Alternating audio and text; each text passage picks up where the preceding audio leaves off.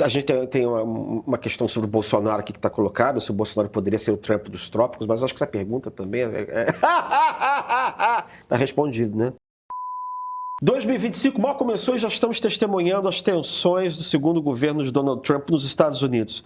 No Brasil, a extrema-direita também não descansa e as instituições seguem em uma corda bamba. Para entender como chegamos até esse ponto, vamos conversar com o cientista político Jorge Chalub, professor de Ciência Política da Universidade Federal do Rio de Janeiro, do FRJ, que é especialista em teoria política, pensamento político brasileiro e filosofia política, e, é claro, é meu amigo também, porque, enfim, senão não estava aqui, né?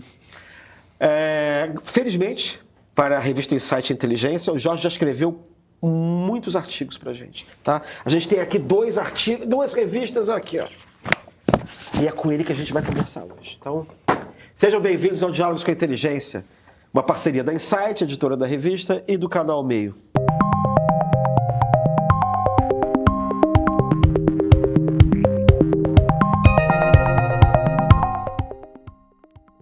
Jorge, você já escreveu sobre vultos de outras épocas, como o Lacerda e tal. É engraçado que quando você escreveu sobre o Lacerda, quando você debruçou sobre o Lacerda, sua tese tinha a ver com o Lacerda também, né? Você estava querendo saber de figuras carismáticas ou um populismo de direita. Eu acho que você que é um estudioso do que a gente chama de populismo de extrema direita hoje, né? Quando a gente olha para trás, a gente não via ninguém assim que pudesse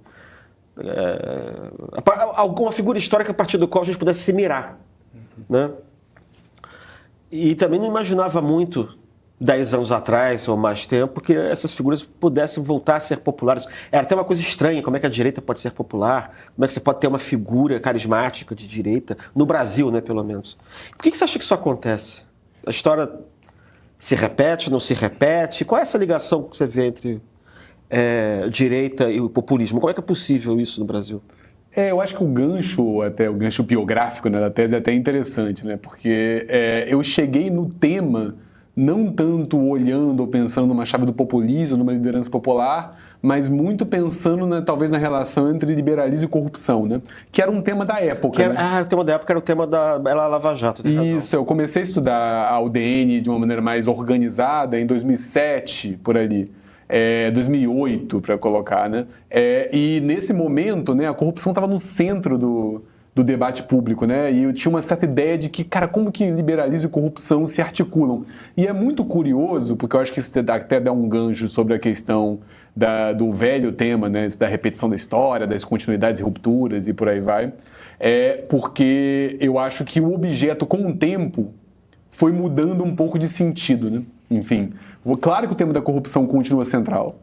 E ele é um tema relevante também para a extrema-direita, para a ultra-direita. Mas essa questão de como você vai criar, na verdade, discursos que vão, digamos, variar de uma crítica à democracia ou de um reconhecimento dos limites de uma democracia realmente existente, até discursos frontalmente contrários à democracia, que está ali naquele cenário, né? Enfim, por mais que eu não sei se extrema-direita seja o que a gente vai caracterizar o UDN no pré-64, mas tem um cenário do lugar da democracia naquele ponto, de como chegamos a ter uma ruptura. É interessante, porque você tem razão. E até porque o Lacerda originalmente era uma figura liberal, quer dizer, originalmente, porque ele mudou de posição, mas depois da Segunda Guerra Mundial, ele é uma figura liberal, democrata, de alguma maneira assim. Só que é o pânico do comunismo, que vai, né? Eu acho que também a busca da popularidade encontra no... Mas o tema da corrupção também muda, você tem razão, porque o tema da corrupção no Lacerda e na Lava Jato não tem a ver com o tema da corrupção no pensamento reacionário, que é o cerne do bolsonarismo, né? Quer dizer, você deixa uma porção de coisa, mas eu acho que tem isso no cerne. A impressão que eu tenho é que no reacionarismo a corrupção tem uma origem moral, ela tem uma origem diabólica, na verdade. O sujeito que é ladrão, o sujeito que é corrupto, no sentido patrimonial da coisa, ele também é um corrupto moral, ele é um pervertido moral. Tem alguma coisa de que, a partir do momento que o sujeito é comunista, que ele não é um religioso, digamos assim, não ortodoxo, mas assim, alguém que vai à missa, alguém que está submetido a um pastor, essa corrupção patrimonial, ela é só o final, é a ponta de... é o finalzinho de uma corrupção que, na verdade, é uma corrupção de estar afastado de Deus. O reacionarismo tem essa ideia de decadência forte, né? E uma decadência que não é a decadência leve de um conservadorismo que por vezes tem, né? Enfim, da ameaça à família, à tradição, à história. É uma decadência que quase que impele os atores à ação, né? Você tem que... Chegamos a tal ponto, de tal modo, no fundo do poço, né? E o sentido de corrupção, claro, concordo inteiramente, corrupção tem um sentido mais estrutural, né? A corrupção é uma corrupção que, claro, tem uma corrupção dos atos, tem uma corrupção dos atores, mas tem uma corrupção do mundo... Primária, Isso. Que é aquela corrupção da serpente, que é o demônio, corrompendo Eva no paraíso com um fruto, né? Ali é a primeira corrupção. A decadência... Tem um sentido teológico. E aí vem a decadência depois. Tem um sentido teológico na decadência. Agora, assim, sobre o Lacerda, tem vários pontos, né? Isso é muito curioso, que fazem o Lacerda curiosamente contemporâneo. Um primeiro ponto é esse ponto do tema, sei lá, que eu chamo por vezes o tema da conversão, né? O cara que era comunista, ou que estava num ambiente de esquerda, que era próximo de várias figuras no campo da esquerda, numa sociabilidade de esquerda, não só, não é isso? E que, por razões diversas, vai caminhando para a direita. Tem o tema do Lacerda que as pessoas trabalham um pouco, eu mesmo trabalhei lateralmente, eu mencionei isso, que o Lacerda não deixa de ser um personagem de novas mídias, né? O Lacerda, ele é um modernizador da comunicação brasileira. Isso, rádio e televisão. Seja no rádio, seja na televisão, seja no texto. O texto mais ágil, né? Um jornalismo mais norte-americano, um tom de voz não impostado, né? Um tom de voz mais coloquial.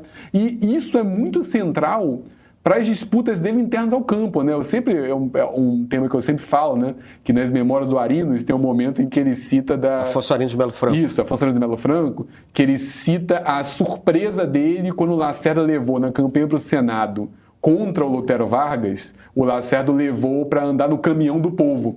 E ele fala, quase que ele tem uma epifania, a política agora é isso, né? Vindo para o tema da popularidade do populismo. A política é isso. A política agora é andar para o povo. A política não é mais como o Arinos inicialmente fazia, né?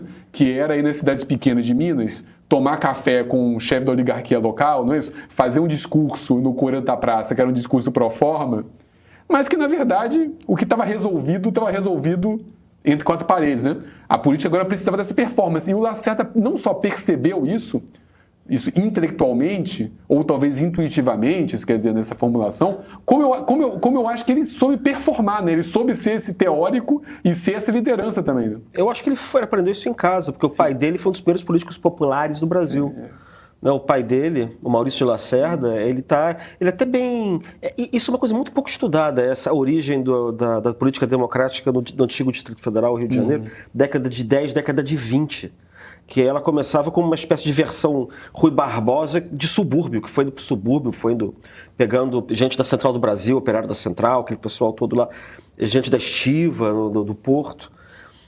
Tem um livro, acho que do Michael Conniff, que fala disso, de uma política, da política popular no Rio dos anos 20. Então, eu acho que o pai dele já tinha essa pegada, ele também falava bem pra caramba.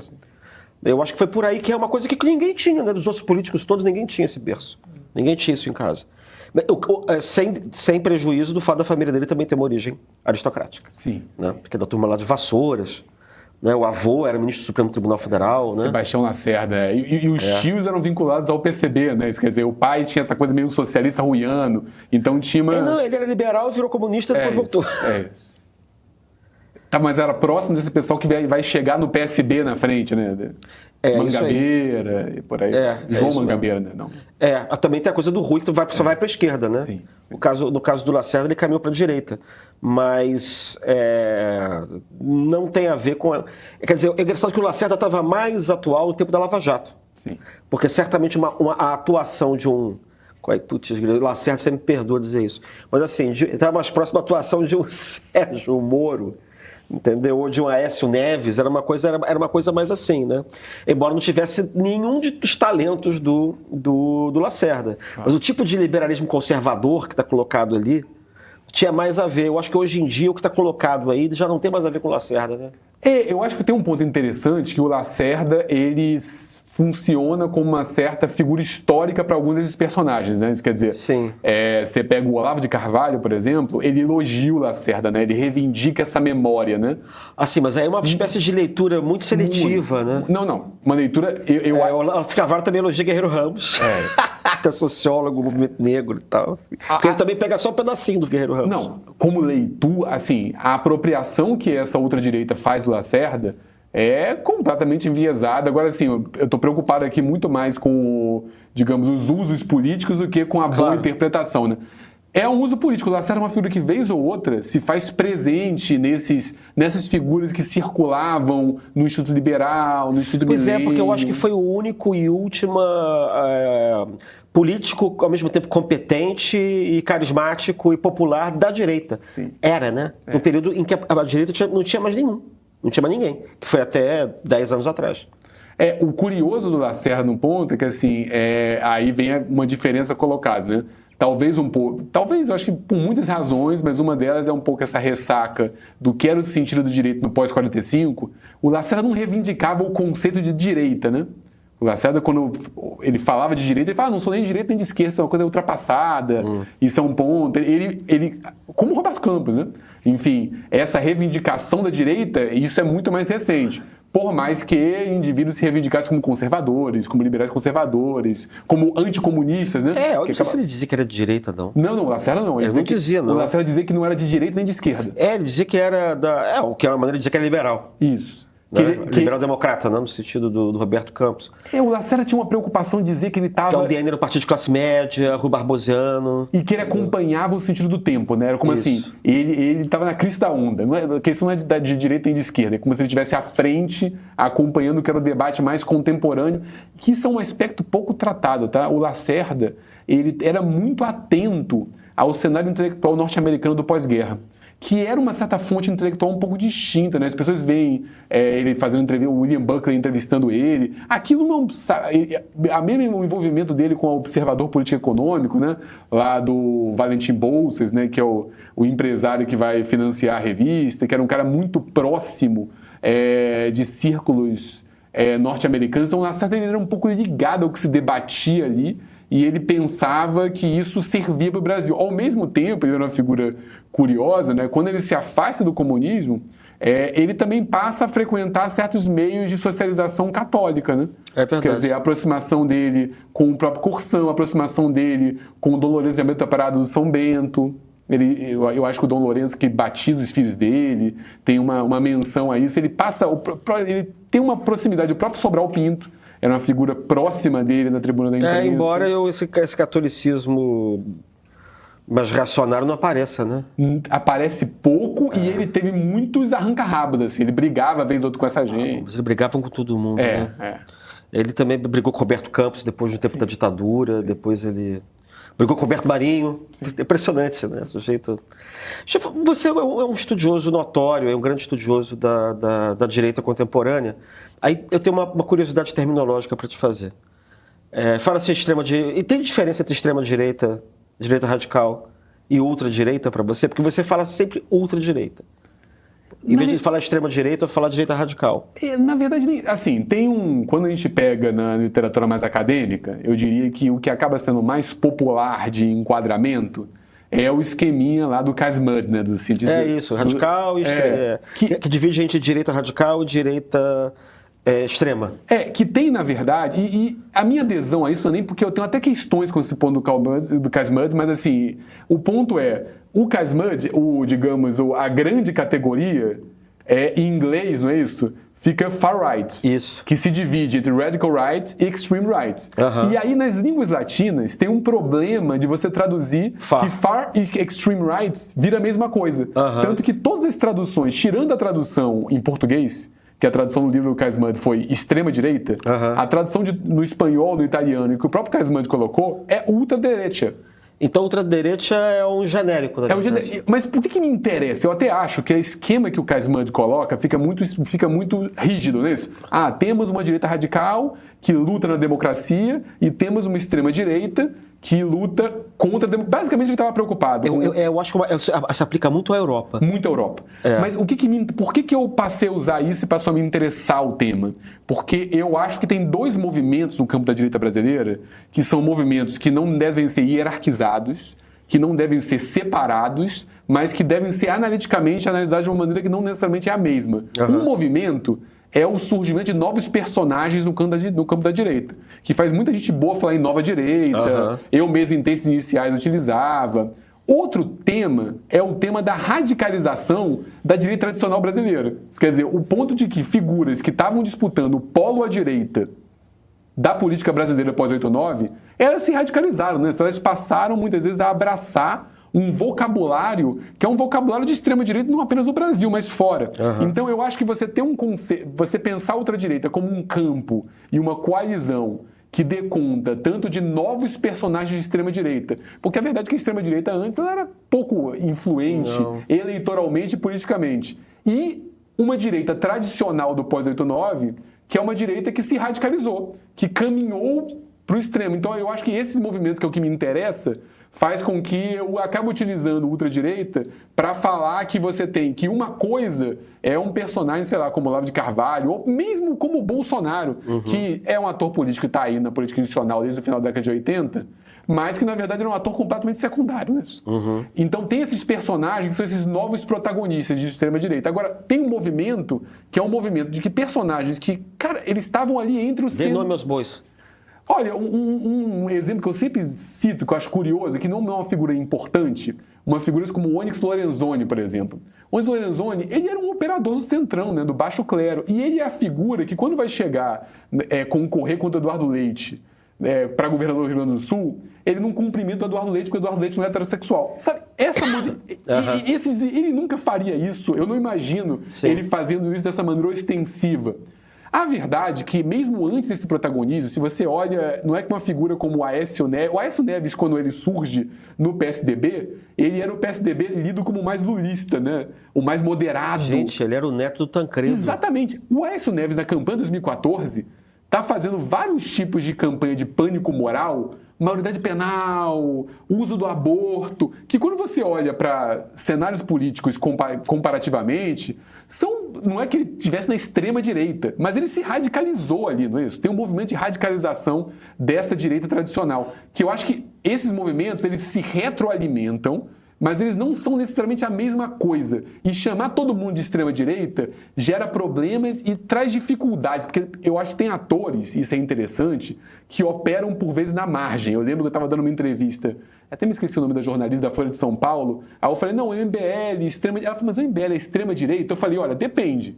Quando o MBL senta com o Eduardo Cunha, negociando, ele é direita radical, você pode colocar. Agora, quando o MBL vai fazer piquete fora do Cunha Muzinho, aqui no Parque Lage, para agredir artista que na teoria faz apologia da pedofilia, isso é tática da extrema-direita. Isso é tática, não é isso? Que você vai encontrar em grupos neofascistas ou em grupos de extrema-direita no mundo todo. Então, tem atores que vão operando ali na fronteira, que vão colocando, que por vezes vão querer se vender como atores institucionalizados, o Kim Kataguiri muitas vezes faz isso, o cara de terno, o cara do discurso, mas que vão ter militantes que vão operar pela linguagem política típica da extrema-direita, que é o linchamento, que é um tipo de protesto, que é um tipo de linguagem que impede qualquer tipo de debate, mesmo debate mais agressivo. Então, o que me interessa é muito mais essa questão de dar conta do movimento do que uma disputa em torno de qual o melhor termo, sabe? Eu acabei achando que era útil para não reforçar uma ideia da total novidade, que muita gente cai nisso, né? Ah, não, é uma novidade absoluta. Não estou falando que todo mundo que usa nova direita cai nisso. Bons trabalhos não caem. Mas eu acho que, por vezes, quando você fala nova direita para o seu interlocutor, numa comunicação rápida, parece que meio que é só ruptura, né? E tem movimentos ali que são movimentos de acúmulo, são movimentos de atores que não necessariamente são atores externos, mas são atores que estavam lá, que se radicalizaram por oportunismo, pode ser por cálculo político, por crença, e é isso. Tanto faz. A razão não tem muito, não. É engraçado isso, mas quando eu falo nova direita, eu falo só do pessoal, é uma coisa meio histórica. Sim. O pessoal que apareceu na política 10 anos atrás. Entendeu? Mas é histórica. Mas hoje em dia eu não falo mais nova direita, porque isso tudo misturou. É isso. Não, você tem uma direita que eu acho que é centro-direita, você tem uma direita moderada centrônica, mas você tem um monte de gente que está ali misturado também. Mas uma das vitórias dessa extrema-direita, que está nessa coalizão de ultradireita, é justamente ela conseguir ter normalizado um vocabulário que não era, né? Que está presente. Então você vai, de repente, olhar um deputado do Centrão que vai fazer um discurso que você olha e fala, nossa, mas esse discurso... Sim, mas uma das senhas para isso é você dizer que, na verdade, não existia direita. E aí, esse vocabulário esse vocabulário que passa a ser repetido no Brasil que é o sintoma de que agora a direita existe. E aí, tudo que existia antes de direita não era direita. O PFL não era direita. É isso, exatamente. Entendeu? Aqueles partidos lá, Bonhausen não era direita, enfim. Não estou nem falando do PSDB, que eu acho discutível. Isso aqui era direita originalmente. Eu acho que era centro e você tinha a direita. Porque senão você nem entende o período, porque você tinha uma aliança PSDB com o PFL, entendeu? Mas tudo bem que o PFL era um partido que não tinha...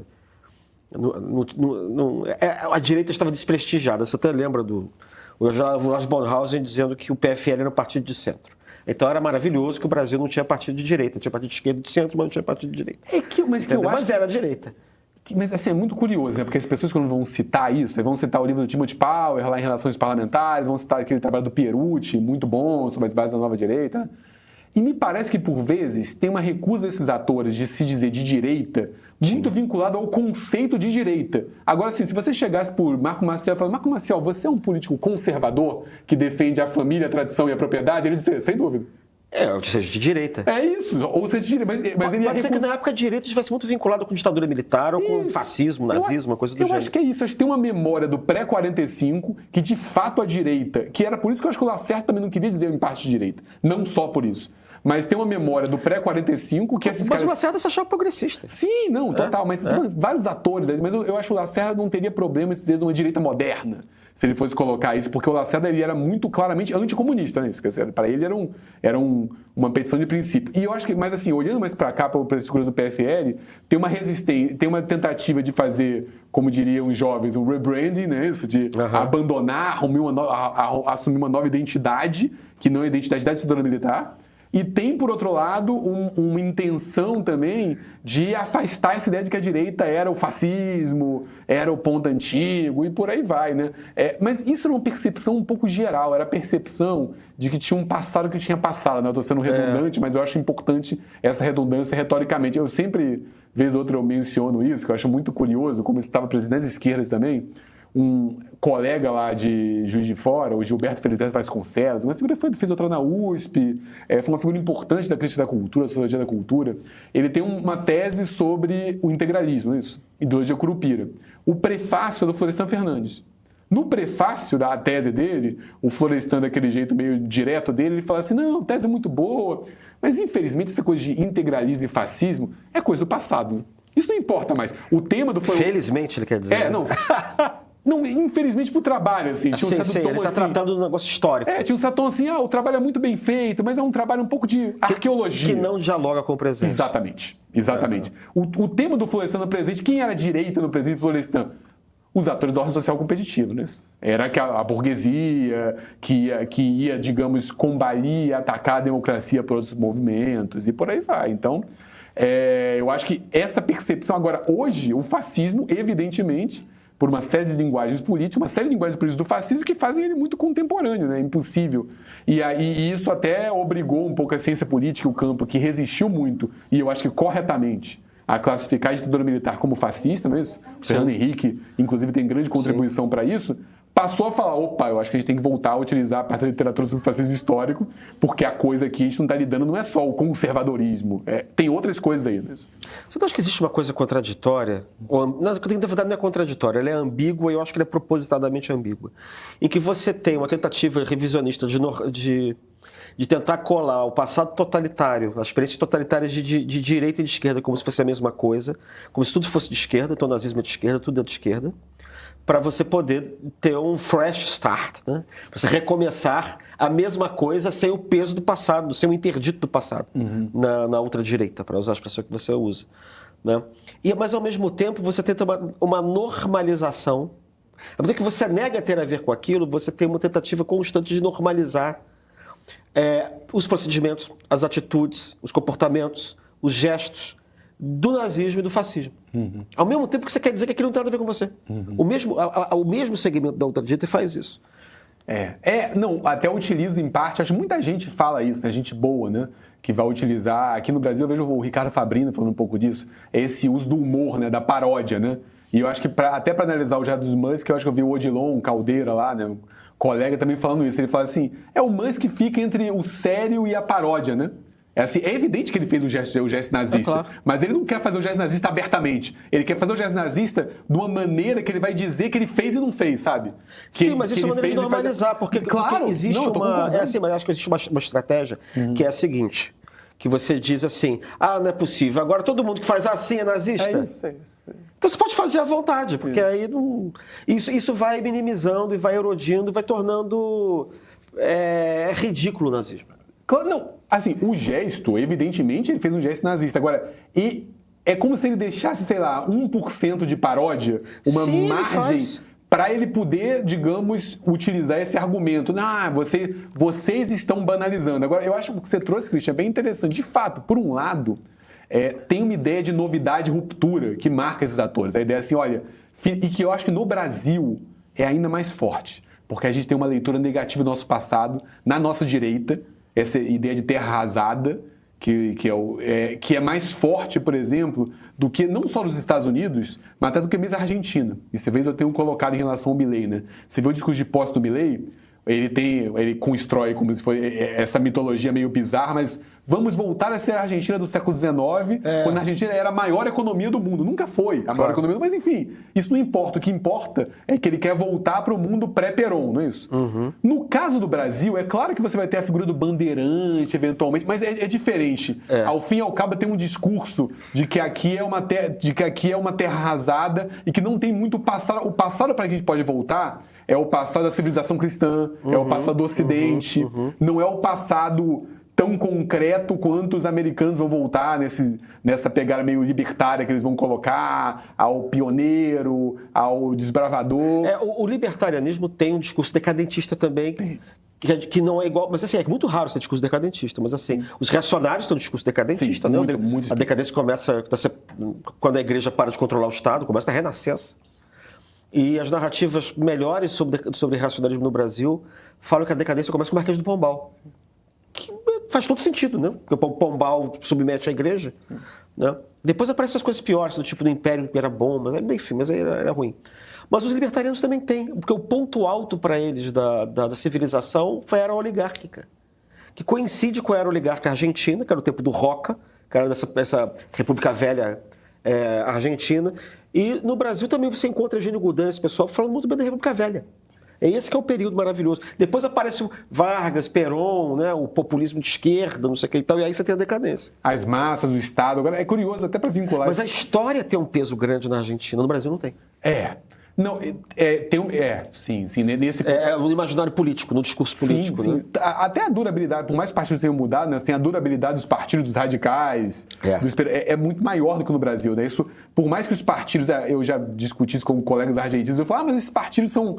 É uma casca, não é isso? Eu falo, mas não deixe de ter um peso simbólico importante você falar que seu partido tem uma trajetória de muitas décadas. Tem, na Argentina você tem uma coisa assim, teve muito menos mudança demográfica, mudança espacial, mudança econômica do que no Brasil, porque o Brasil era um país agrário que virou industrial, era um país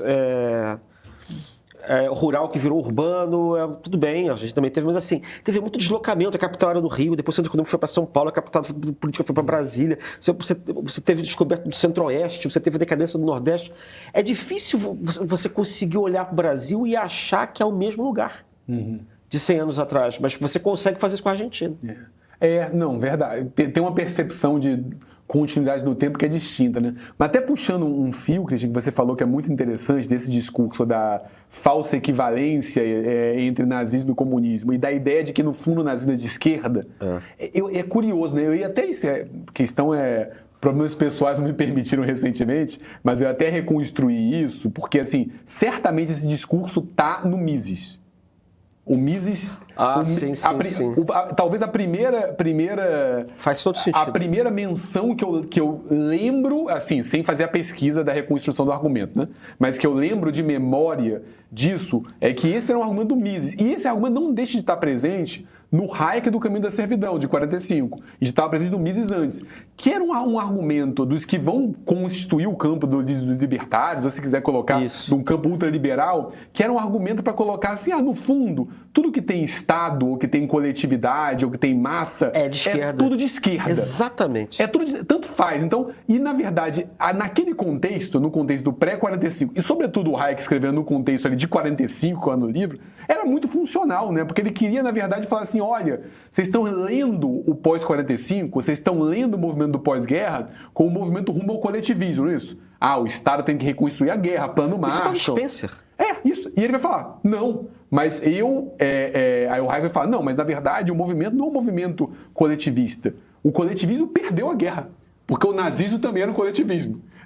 Então ele quer desconstruir... Essa categoria de coletivismo é que permite botar tudo no mesmo saco. Ele quer desconstruir a ideia de que, na verdade, não deixa de ser, tem um diálogo meio assim colocado, né? É como se ele fizesse, como se ele fosse um anti-Polanyi, porque o argumento do Polanyi no Grande Transformação não deixa de ser de que o mercado autorregulável criou a base social do fascismo. Uhum. Ele falou, olha, você começa a matar a solidariedade de base, você começa a colocar, vem o fascismo, isso. E ele quer o argumento que, ao fim e ao cabo... O livro é Karl Polanyi, A Grande Transformação, leia. Tô falando muito, isso. Ao fim e ao cabo, o argumento do Hayek é outro. Ele fala, não, ele não vai citar o Polanyi diretamente, mas o argumento dele era, não.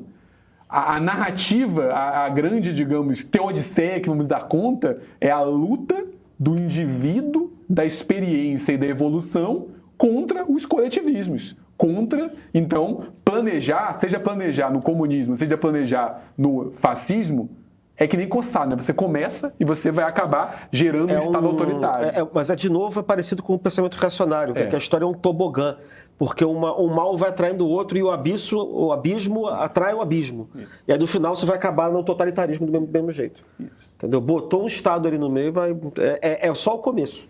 Aí eu acho curioso, porque esse tem... Porque também era um argumento contra a social-democracia, né? Sim. Na década de 50. Não, no contexto norte-americano, sobretudo, esse argumento, que foi onde o argumento talvez mais circulou, assim, em massa, né? Tem toda aquela, digamos, reconstrução da recepção do Hayek nos Estados Unidos, quando ele circulou uma pequena edição lá do Caminho da Servidão na Reader's Digest, né?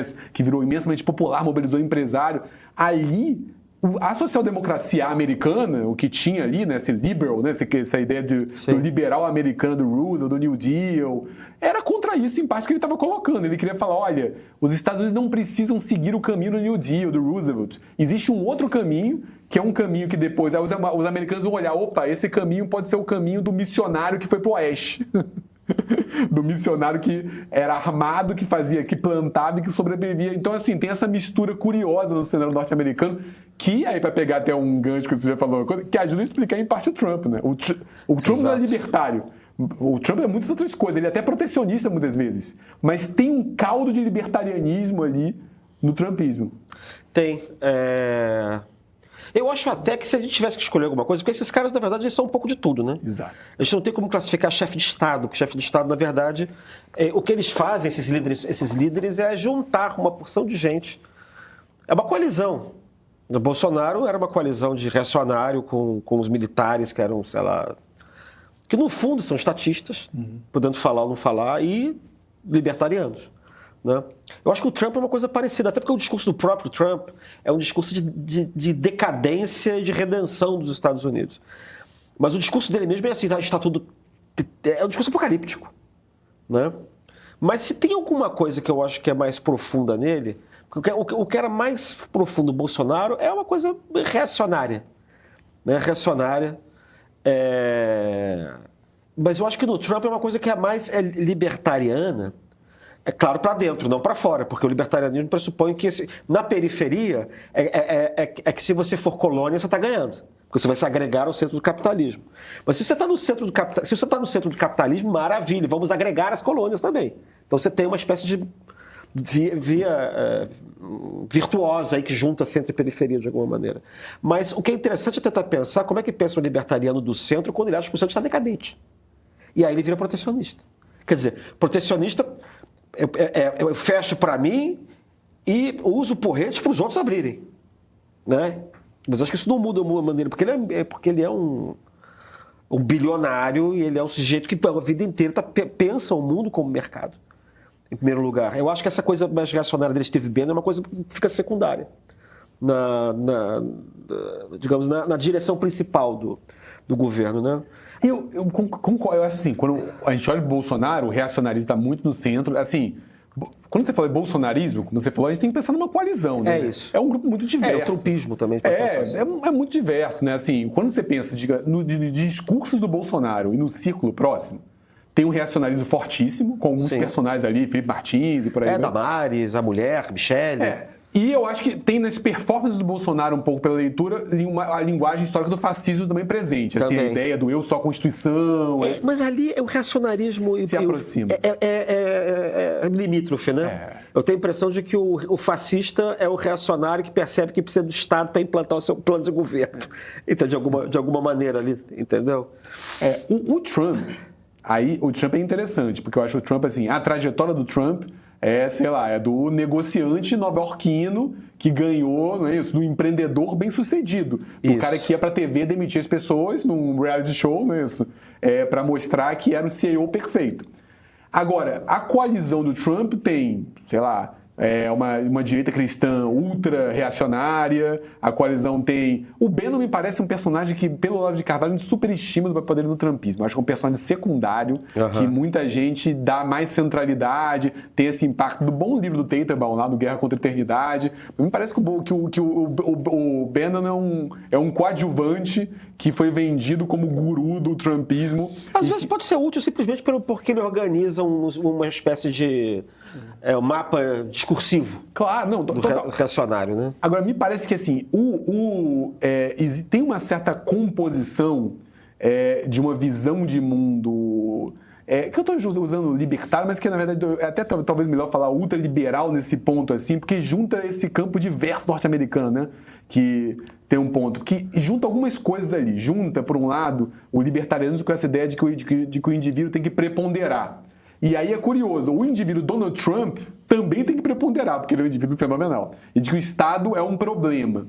Mas também tem um certo paleolibertarianismo, paleoconservadorismo, que já é antigo nos Estados Unidos há umas 3 décadas, mais tempo, na verdade, mas que desde a campanha do Pat Buchanan em 92, quando o Pat Buchanan entra na campanha para combater o Bush pai, ela é central, que essa ideia que vai combater no Partido Republicano a coisa que eles chamam de hawkish, né, de falcão. A ideia de que os Estados Unidos têm que espalhar valores democráticos liberais pelo mundo. Que é uma defesa dos Estados Unidos não intervencionistas fora, mas, na verdade, protecionistas. Quer dizer, não é não intervencionista fora. Não intervencionismo por meio do intervencionismo de valores. O intervencionismo Colômbia me contestou, eu te invado, mando meu exército para você. Mas eu não quero ter esse artefato da OMC, OMS, do multilateralismo do pós-guerra, que permite um soft power americano, ou não quero ficar custeando guerra no Oriente Médio o tempo todo. Se eu quero petróleo no Oriente Médio, eu vou lá e faço a guerra. Que é essa composição que explica o Trump, né? O Trump, por um lado, ele vai defender mais Estado para ter uma base, por outro lado, ele critica qualquer tipo de gasto social ou de redução de desigualdade, nessa tradição liberal norte-americana, né? Desse liberalismo de esquerda colocado lá presente. Então tem um primário do indivíduo e tem os Estados Unidos que não tem mais soft power, que tem porrete. Quer dizer, eles vão sair para impor, para dominar e não vão ter mais o padrão da política norte-americana que variava entre os neocons republicanos e os liberais democratas, que era um ponto de que uma política que, com peso aqui ou não, que fazia os Estados Unidos, ou tinha o desejo de fazer os Estados Unidos o grande poder hegemônico do mundo. O Trump, para ele, os Estados Unidos tem que ser hegemônico pela força, não pelo soft power. Sim, porque o multilateralismo que se fortalece na época da globalização, que você acha que o poder americano vai se espalhar pura e simplesmente por força da sua força econômica, ela não funciona. O que você faz então? Você tem que voltar, make America Great Again, voltar para o tempo do Ted Roosevelt, voltar para o tempo do McKinley, voltar, se precisar, do Andrew Jackson.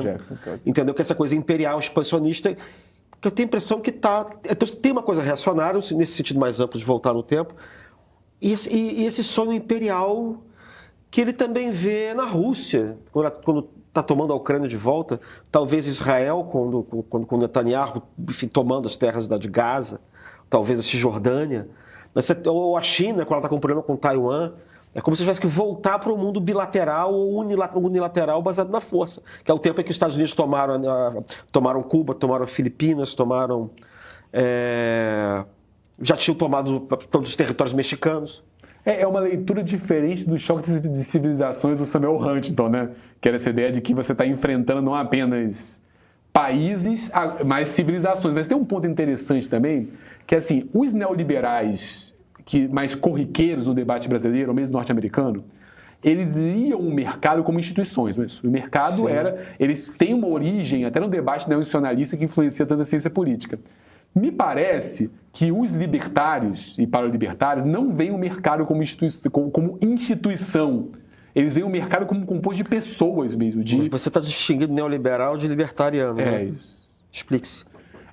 Ao fim e ao cabo, é um tema assim, porque quando você pensa neoliberal, por vezes é utilizado como gênero. Porque para a esquerda, neoliberal é liberal, que eu chamo de liberal-democrata, e também é libertariano e vai tudo no mesmo saco. É que, na verdade, a grande questão né, quando você vê o termo neoliberal, tem que vai definir como uma época, né?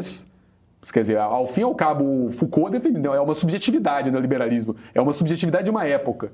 Tem que vai definir como um padrão de acumulação, Harvey, tem que vai definir como uma subjetividade, quem vai definir mas quando for também esquerda, eu tô falando esquerda. Como uma política econômica. Mas no nível mais bastardo. Não, claro, mas eu tô falando assim, e aí você tem, mas o ponto é, quando você olha a época neoliberal, você vai estar olhando depois da década de 90, que o neoliberalismo realmente existente era uma aposta em instituições que eram supostamente neutras e técnicas, agências reguladoras, grandes organismos internacionais, e o mercado ia passar por aí, por regulação, por instituições.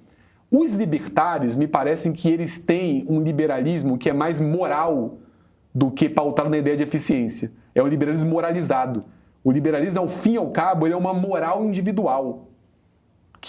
Por isso que ele fica tão próximo, ele pode se aproximar do reacionarismo e do conservadorismo, porque é uma leitura curiosíssima da transição liberal, que é uma aposta de que, ao fim e ao cabo, os indivíduos são entes morais e que essa moralidade não permite que nenhum outro indivíduo vai interferir na decisão daquele indivíduo. Então, o indivíduo pode fazer tudo que lhe convém. Isso tem pouco a ver. Então, a ideia de mercado que sai daí é uma ideia de mercado que tem mais a ver, sei lá, quase de um proto-estado da natureza robesiano do que da ideia de mercado como instituição que se acostumou a ver posteriormente no liberalismo ou mesmo que se acostumou a ver no neoliberalismo. A gente tem algumas diferenças de categorias de análise, sim, mas eu entendo o que você está querendo dizer. Mas assim, eu estou pensando no que você está dizendo, mas eu tendo a ver o libertarianismo em uma situação diferente hoje. Porque esse libertarismo sempre teve na defensiva. Sim. Então você tinha que usar uma teoria das instituições para se proteger do avanço do Estado. Na verdade, as instituições servem para impedir o avanço do Estado. A democratização, a massificação, a irracionalidade no domínio da economia, né? Porque a economia é que tem que ditar mais ou menos é ela que diz como é que o mundo funciona do ponto de vista científico. Né? E o que você tem agora é um populismo libertariano que nunca na ofensiva, que é uma situação que nunca existiu, e eventualmente a possibilidade de jogar fora. Você pode moralizar esse negócio e você pode jogar fora esse arcabouço todo que servia de defesa, na verdade, do ideal libertariano contra o avanço da esquerda. Eu acho que você pode ter essa inversão, entendeu? E aí você tem um fenômeno novo. Não, se essa coisa do libertarianismo na ofensiva. Isso pode ser responsável por esse tipo também dessa coisa Milley, dessa coisa mais de incorporar um vocabulário também reacionário, que aliás sempre já teve dentro do libertarianismo mesmo, né? Não, até assim, eu acho que tem as distinções, porque também é isso, a gente já conversa há muito tempo e a conversa vai andando e os termos por vezes vão deslizando, né? Enfim, eu tendo a utilizar libertário não necessariamente para o liberal econômico radicalizado para todos, mas sim para aquele que vai pensar o mercado muito por essa chave da moral individual. Os liberais econômicos, mesmo aqueles que vão defender, digamos, uma técnica dentro do mercado e que vão defender algum tipo de instituição, eu já trato como neoliberal, já faço essa pequena distinção interna. Mas que algo mas para você o neoliberal é uma versão moderna do antigo. Sim. Moderna que você está querendo dizer simplesmente é o liberal antigo atualizado. Sim. Não é o libertariano. Né? Não, para mim, basicamente, e assim, se seguindo, não para mim, para mim o que acontece é, depois da crise de 29, e nos caminhos que o Conselho Liberalismo vai se colocar, que vão até gerar libertário, todos esses debates norte-americanos, você tem alguns atores que vão defender o mercado como instituição e que vão defender uma linguagem técnica para construir o mercado. E daí vai estar gente do neonacionalismo, aí vai estar Milton Friedman, por exemplo, e aí vai estar um bando de gente. No Brasil, por exemplo, vai estar um Eugênio Goudin, em boa medida, nesse ponto. E você vai ter alguns atores que estão na escola austríaca e que vão bombar nos Estados Unidos e circular, que, na verdade, vão questionar esse vocabulário técnico da economia e da própria matemática e vão defender, na verdade, constituir quase que uma filosofia moral do mercado. Esses que eu chamo de libertários e, por vezes, de ultraliberais, quando eu quero incluir outros libertarianismos morais. O que eu acho é, do pós-45, quando você olhar para liberalismo econômico, em regra, eram os neoliberais. Quem dava as cartas era Milton Friedman, era economistas que, digamos, eram bem versados em técnicas quantitativas, que produziam ciência. O que acontece é que, de um tempo para cá, ganhou peso esses libertários radicalizados morais, como Milley. Mas é que eu não sei se essa distinção faz sentido do ponto de vista puramente ideológico. É que às vezes o mapeamento, ele entra numa coisa de você não sabe o que é ideologia, não sabe o que é doutrina, não sabe o que é teoria. Entendeu? Eu procuro fazer essa distinção exatamente para não... Às vezes, talvez possa fazer de maneira muito forte, exatamente para evitar o que me interessa é o efeito político. Se eu entrar nessa coisa da doutrina econômica, eu estou ferrado. Não, mas na verdade o que me interessa também... Assim, porque para mim, meu ponto é, o Paulo Guedes não é o Pedro Malan. Claro que não. É isso, são figuras diferentes. Claro que não. O Pedro Malan é neoliberal, o Paulo Guedes é libertário. Eu já entendi o que você está falando de neoliberal. Entendeu? É o que eu chamo de liberal-democrata, para você acha que eu chamo de neoliberal. O Macri é neoliberal. E é por isso que eu estou abandonando agora essa expressão neoliberal para designar os libertarianos. Agora, porque eu acabei de me convencer. Eu já estava fazendo isso antes, eu estava mexendo no meu texto sobre o negócio de ideologia. Agora eu abandonei de vez porque neoliberal tem 3 ou 4 sentidos diferentes nos últimos 150 anos, entendeu? Então... O Macri, ele quer o quê? Ele quer menos Estado, menos direitos sociais, mas ele quer isso do ponto de vista da economia e da eficiência. O Milley, ele vai declarar e falar, olha, eu sou minarquista, eu sou anarcocapitalista filosoficamente, para mim não tinha que ter Estado, mas eu sei que isso é impossível hoje, então eu sou minarquista, eu quero o menor Estado possível. Então isso que... Agora, o que me impressiona, e eu também estou preocupado com os efeitos políticos, é como esse tipo de gente próximo do Milley, próximo dos anarcocapitalistas, isso cresce. Pois é, isso cresce no Brasil, né? Pois é. Aí a gente tem uma questão sobre o Bolsonaro aqui que está colocada, se o Bolsonaro poderia ser o Trump dos trópicos, mas acho que essa pergunta também está respondido, né? Assim, mas alguma coisa que a gente pode derivar de interessante daí é a comparação, porque tem alguma coisa que mudou, porque quando a gente fala de história, a gente tem esses momentos de globalização e de reação à globalização. Assim, ela nunca interrompe a globalização, mas ela é uma espécie de reação, de retração. A coisa vai meio assim, né? Do ponto de vista histórico. Mas cada um dos momentos não é idêntico ao anterior, por óbvio, né? O que eu estou achando curioso é que, pelo tudo que acontece, digamos, desde a descoberta da América, quando você olha esses macrociclos, entendeu? A gente está entrando numa época de protecionismo, retorno do Estado, ressubmissão da economia à política. Daí não importa se não, mas isso também é bom para os empresários. Não interessa. O fato é que você acopla de novo. Sim. Você rompe essa história de que a economia existe por si própria, que ela se multiplica por si própria. O papel da política é ir atrás, recolhendo os restos ou pavimentando um pouco mais para cá, um pouco mais para lá. Não. É essa coisa que você tem que botar a política na frente. Né? Mas a gente está tendo ainda uma onda forte de libertarianismo. Sim.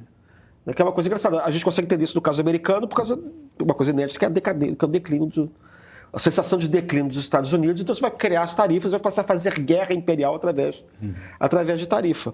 Mas você ainda tem uma popularidade grande do libertarianismo no Brasil e na Argentina.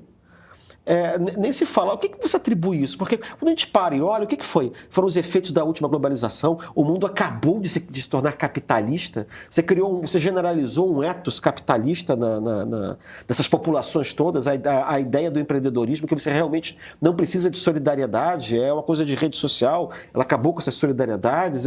O que aconteceu? Porque eu até consigo entender que o conservadorismo atual não seja o conservadorismo tradicional. Uhum. Que seja desse ponto, o libertarianismo e o reacionarismo, né? Porque a social-democracia virou um establishment. Então você tem que desmontar esse establishment e não conservar o establishment, né? De alguma maneira, conservar, desse ponto de vista, não é o conservadorismo. Não, o conservadorismo estava na defensiva quando ele se montou daquele jeito. Para ir para a ofensiva, só sendo reacionário, né? O libertariano. O que você atribui a resistência dessa popularidade da fórmula libertariana ou libertária? O que eu acho que, para mim, é importante marcar a coisa do libertarianismo é que eu acho que essas figuras libertárias propriamente ditas, elas tendem a explicitar uma certa preponderância da política sempre em relação à economia também. Que eu acho que a diferença do Milei do Domingos Cavallo para o Macri, se você pensar nas figuras anteriores da liberalismo argentino, como eu estou colocando, é que para o Milei, ao fim e ao cabo, não é só a eficiência que importa. Eu li a biografia do Milei, a autobiografia mais recente dele, e alguns textos dele, isso é muito interessante, assim, e isso gera uma percepção. O Milei não defende o fim do Estado argentino porque isso é mais eficiente. Ele defende o fim do Estado argentino porque o Estado, ele é moralmente desviado. Ele é um criminoso. Mesmo que as pessoas passem... mas as pessoas vão passar fome. Mas é melhor. É melhor que... Aí tem um especialismo forte. Tem um darwinismo social. Olha, é melhor. Ao fim e ao cabo, o Estado é um mal, ele é um desvio moral. Então, acho que isso faz com que o libertário... Isso é um lado, né? Do outro lado, acho que tem o que você falou muito bem. Tem uma sociabilidade de acúmulo de práticas capitalistas não reguladas, de microempreendedores, que fazem com que as pessoas se identifiquem com essa narrativa do empreendedor glorioso, que foram, inclusive, por vezes fortalecidas pela própria esquerda. Quer dizer, quem criou o microempreendedor individual e institucionalizou isso no Brasil foi o PT. Claro. O MEI. Então, assim, isso não era uma coisa só da direita. E, por fim, um terceiro elemento que eu coloco quando a gente olha no caso brasileiro, isso é muito claro. Nós temos um acúmulo de narrativas reiteradas no debate público de crise e crítica ao Estado no pós-89. A população brasileira no pós-89 foi diariamente bombardeada com representações negativas do Estado, de lugares diversos, sobretudo à direita, mas também em parte pela esquerda. E isso gera efeitos. A população tem uma leitura, ela vai defender políticas públicas. Tanto que isso, para mim, por vezes resolve questões colocadas. Não, mas a população vai defender que tenha saúde. Pode defender saúde, mas quando coloca a ideia de Estado, a ideia de Estado é muitas vezes vinculada à ineficiência, à corrupção. Então, acho que são essas três coisas. Circulação de um discurso de moralização que ganhou, do ponto de vista repertório, sociabilidades que colam nesse discurso e que fazem ele uma ideologia útil, não é isso? Pragmaticamente útil, e uma narrativa muito forte crítica do Estado que faz com que as pessoas queiram outra coisa. Queiram empresa, queiram indivíduo, queiram a igreja, mas o Estado não, porque o Estado é corrupto. A direita no Brasil hoje, ela vai muito bem. Mas Bolsonaro vai mal e aparentemente a direita também está passando pelos problemas do sucesso. Né?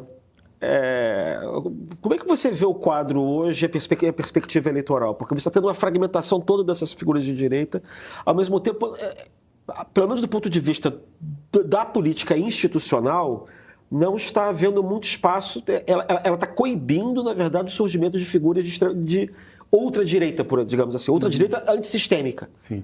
Né? O tempo inteiro ela faz um esforço enorme, a gente vê o tempo inteiro o próprio Valdemar da Costa Neto dentro do PPL. Como é que você está vendo isso? Quer dizer, o Brasil vai voltar a cair na mão da outra direita? Olha, ou vai cair na mão de uma direita centrônica, digamos assim? Se cair, né? Se cair, claro. Assim, voltando ao ponto, né, assim, o que eu coloquei antes, você teve um processo de radicalização. Então, assim, você tinha uma disputa dos polos no pós-94, vamos tirar 89 no ponto, que era uma disputa entre PSDB e PT, em que o PSDB era o polo à direita e o PT era o polo à esquerda, para não discutir isso. Inegavelmente, quando você sai do Aécio em 2014, e eu já disse assim, eu já acho que o PSDB já se moveu à direita no discurso, mesmo com figuras como trajetória à esquerda. Enfim, mas assim... eu estou falando de uma figura como o Serra, por exemplo. Né? O Serra tem uma trajetória à esquerda, uma figura da esquerda brasileira. Sim. Só que a campanha do Serra em 2010, quando ele faz o pânico moral em torno do aborto, por exemplo, aquilo é uma linguagem estranha à trajetória do PSDB, né? Que você vê, assim, que já é um PSDB se transformando para chegar também no AS 2014. Mas esse é outro ponto. Meu ponto é, o Bolsonaro, ele radicaliza o polo à direita. Ele é uma figura de extrema direita. Ele tem uma coalizão de ultradireita, ele está na extrema direita. E ele é muito bem sucedido em se construir como um líder de massas desse campo, né? Enfim, e aí você passa a ter essa disputa de um polo à direita, que é organizado em torno do Bolsonaro, de extrema direita, e de um polo à esquerda que continua em 18, continua em 22, organizado em torno do PT. Agora, o que acontece é, o Bolsonaro foi um pouco a figura que foi a face pública e a liderança popular dessa radicalização. Só que, primeiro, ele perdeu, o que não deixa de ser algo que, por mais que perdeu por pouco, mas perdeu. Depois ele foi declarado inelegível. Então o que passa a acontecer? O campo, ele se adensou, porque surgiram novos personagens, figuras viram o caminho do Bolsonaro. Só que o Bolsonaro, ele ainda é um líder, porque ele é a figura com mais voto, com mais popularidade, mas ele é um líder enfraquecido. Quando o Bolsonaro se torna um líder enfraquecido, você tem dois caminhos, né? Um caminho era que figuras que disputem o legado do Bolsonaro, tentando ser bolsonaristas mais moderados, ou figuras que disputem o Bolsonaro pela direita, que era um ponto assim, não, o Bolsonaro perdeu porque ele foi moderado demais. Bolso frouxo. Isso. Me parece que dos personagens que surgiram, a maior parte deles disputa, não que eles sejam moderados, mas disputa com uma ambiguidade. É a figura do Tarcísio, não é isso? O Tarcísio, sim. Por vezes, ele é contra a vacina, por vezes ele é o técnico, por vezes ele é o boné do Trump, por vezes, então, ele joga ali nesse movimento. O Zema, a mesma coisa.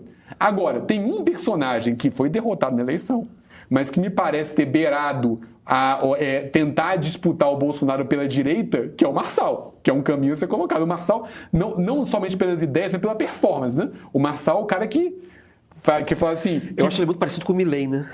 E aí parece assim... Então, o que me parece? Me parece que o Bolsonaro é cada vez mais fraco. Me parece que o campo do bolsonarismo, que não é o mesmo campo da ultradireita, vai ser cada vez mais delimitado dentro da ultradireita. Isso quer dizer, o bolsonarismo vai ser cada vez mais uma região delimitada que vai persistir, porque tem seus personagens, mas vai ser minoritário. E é muito difícil saber se vai preponderar uma estratégia Tarcísio, que é a estratégia de por vezes ser igual ao Bolsonaro e por vezes fingir moderação e com isso conseguir espaço na mídia e com isso colocar, ou se vai preponderar a estratégia Marçal, que é a estratégia de mentir deliberadamente, finge que mente que encontra o Trump, de colocar. Agora, que a disputa vai ser dada, vai ser. A questão é, qual será o efeito disso para 26? Um campo dividido, um campo fratricida, pode tornar esse campo mais fraco. E favorecer a eleição e favorecer uma eventual eleição do Lula, não é isso? Isso. À frente do governo. Isso é uma possibilidade. Outra possibilidade é um campo, se você tiver vários candidatos de extrema-direita, do campo da ultradireita colocados, mas você também pode vender para o eleitor uma certa ideia de mudança de tempo, né? Falar, não, todo mundo é assim. Só o Lula que está aí, de repente, você acha que essa política agressiva do Trump, essa coisa expansionista, essa coisa tarifária, essa coisa de brigar com todos e todos são inimigos dos Estados Unidos, todos têm que ajoelhar, você acha que isso pode interferir na dinâmica da política interna brasileira? Porque eu tenho a impressão de que cedo ou tarde a esquerda vai ter que voltar a ter um tom nacionalista que ela perdeu nos anos 90. Porque a impressão que dá é que o Trump ele quer dirigentes alinhados que sejam, enfim, prestem vassalagem, né, a ele e que façam isso, né, aceitem baixar a tarifa e se agregar de forma subalterna ao governo e à economia norte-americanas. Né? Isso me parece que o efeito vai ser óbvio, vai ser igual ao Petro, que vai saltar, vai começar a ter uma espécie de populismo reverso, no sentido de que você vai começar a tentar replicar o estilo, só que pela esquerda, com uma retórica nacionalista, porque hoje o que a gente tem é uma esquerda muito eu chamo cosmopolita ainda, né? Que tá ali ainda se aguentando os trancos e barrancos.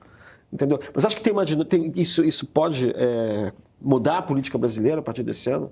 Eu concordo com você que eu acho que isso é uma oportunidade pública. Porque a direita, a primeira coisa que ela faz é botar o chapéuzinho. Você acabou de falar.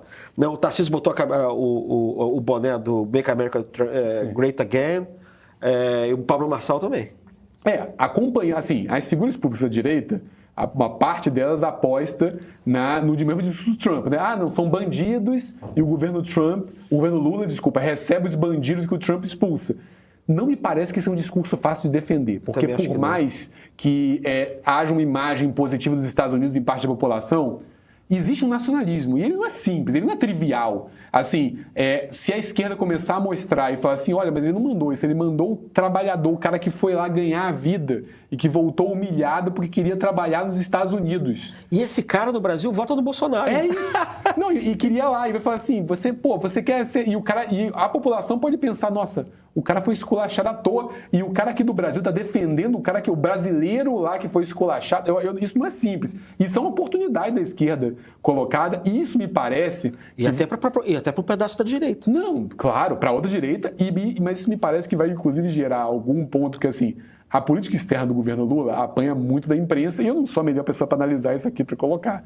Mas me parece que, se o Trump, de fato, dobrar a aposta por aí, esse caminho, BRICS, outras multilateralidade, outras alianças, ele pode acabar sendo um trunfo da política externa do governo brasileiro, que não fez isso pensando no Trump, mas que pode estar num lugar de colocar e falar assim, não, porque a gente está tentando aqui criar uma via do Brasil, algo como... pode criar um caminho, um discurso público que, se for bem colocado... Agora, não é simples também para a esquerda, tá? Isso não está dado, né? Isso pode ser, a depender de como sair, isso pode ser um tiro pela culatra, isso pode gerar crise econômica, isso pode gerar inflação, isso pode gerar a ideia de um dirigente fraco. Mas se for bem pensado, isso pode dar um certo horizonte de futuro que a esquerda tem dificuldade de ter hoje em dia, né? Porque isso, tem a esquerda tem um horizonte aí rebaixado. Assim, a esquerda tem uma dificuldade de propor novidade, de vender um futuro, de vender utopias. Isso pode se retornar uma ideia de uma utopia de um Brasil grande à esquerda. Enfim. Infelizmente, vamos ter que ficar por aqui. Jorge, muito obrigado por conversar com a gente. Foi maravilhosa a sua vinda aqui. Ótimo. O espectador já viu que a gente tem a intimidade, né? Pois é. Mais um da minha turma aqui. A gente trabalha junto. Bom, quem quiser ler os textos do Jorge, evidentemente, o Jorge da geração dele é o que tem de melhor em teoria política, estudo de ultradireita, de ideologia, entendeu? Ele, Paulo Henrique, claro. Eu não me coloco aí porque eu sou mais velho, então, mas ele realmente é dos melhores. Então, se você quiser ler o Jorge, é a coisa mais fácil do mundo. Você abre a internet, tem dezenas de artigos para você poder ler acadêmicos. Mas se você quiser prestigiar a revista Insight Inteligência, a revista mais inteligente do Brasil, meu filho, você vai ao site da revista, você vai encontrar todos lá, porque o Jorge também é nosso freguês. Ele vai encontrar os artigos dele e, claro, de muitos outros assuntos, muitos outros artigos sobre política e sobre a ultradireita, expressão que eu vou passar a adotar porque você vai resolver meu problema de esse negócio que eu também tenho esse problema de extrema-direita, direita radical, se o negócio do Casmudo funciona, se não funciona, entendeu? Eu também tenho esse problema. Para você também, para quem gosta de aproveitar ao máximo cada instante lendo, temos aqui as edições 106, temos a edição 107 da revista, que já estão à venda em qualquer loja da Livraria da Travessa no Brasilzão, tá? E, evidentemente, por último, não deixe de acompanhar as nossas redes sociais ou as redes do meio para as nossas novidades. E nós nos vemos quando mesmo? No próximo Diálogos, claro. Atenção! Esta é uma convocação. A democracia no Brasil está sob ataque. Mas qual o seu papel em tudo isso? Chegou a hora de discutir isso por uma nova perspectiva. No dia 18 de fevereiro, você é o nosso convidado especial para ampliar esse debate e conhecer a visão de grandes especialistas que não se deixam levar por partidarismos. Com participação especial de Nelson Jobim, Sérgio Abranches, Christian Lynch, Edmar Bacha, Argelina Sheibub, entre outros grandes nomes, Democracia, uma história sem fim, é o primeiro documentário original produzido pelo Meio e estreia com exclusividade na nossa plataforma de streaming no dia 18. Assine o Meio Premium, apoie a democracia e ajude a disseminar esse debate.